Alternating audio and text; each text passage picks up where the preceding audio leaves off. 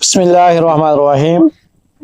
سوال یہ ہے، کیا حائضہ عورت جو اپنی ناپاکی کے ایام میں ہو یا نفاس والی ہو، وہ میت کو غسل دے سکتی ہے کہ نہیں؟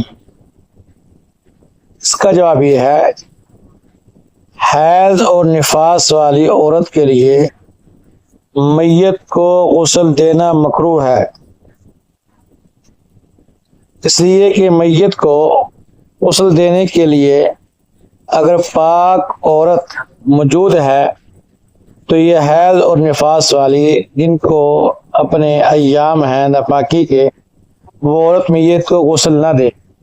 البتہ اگر موقع پر غسل دینے والی پاک کوئی عورت موجود نہیں ہے یا اس کو اتنی مہارت اور ہمت نہیں، تو حیض اور نفاس والی عورت بھی میت کو غسل دے سکتی ہے۔ واللہ عالم۔